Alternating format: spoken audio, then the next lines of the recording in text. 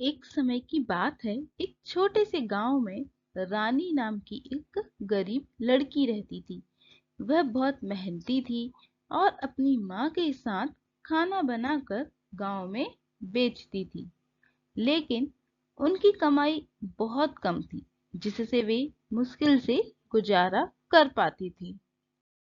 एक दिन जब रानी जंगल से लकड़ियां इकट्ठा कर रही थी, तो उसने एक बूढ़ी दादी को देखा जो बहुत भूखी लग रही थी।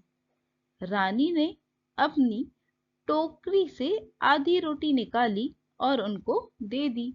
दादी अम्मा बहुत खुश हुईं और उन्होंने रानी को एक पुरानी कढ़ाई दी। ये कोई साधारण कढ़ाई नहीं थी, यह एक जादुई कढ़ाई थी। जब भी तुम इसे कहोगी, कढ़ाई कढ़ाई खाना बना, तो यह स्वादिष्ट खाना बना देगी। दादी ने मुस्कुराकर रानी से ऐसा कहा। रानी ने घर आकर जैसे ही कढ़ाई से कहा, कढ़ाई कढ़ाई खाना बना, तो तुरंत ही उसमें गर्मा गर्म स्वादिष्ट खाना बनने लगा। रानी और उसकी माँ बहुत खुश हुई।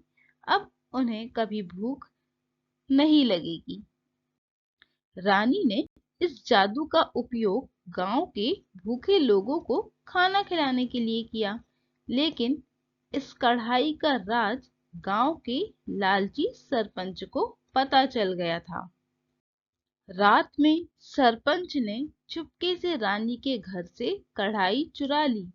लेकिन उसे जादू के शब्द नहीं पता थे।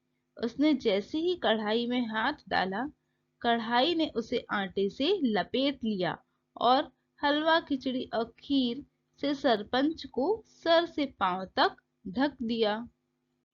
रानी को जब यह पता चला, तो उसने जादू के शब्द बोले और कढ़ाई ने खाना बनाना बंद कर दिया।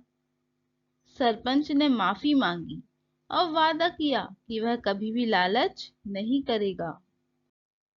अब रानी और उसकी माँ के पास कभी भी खाने की कमी नहीं होती थी और उन्होंने गांव के सभी भूखे लोगों को खाना खिलाना जारी रखा था। इस कहानी से हमें क्या सीख मिलती है?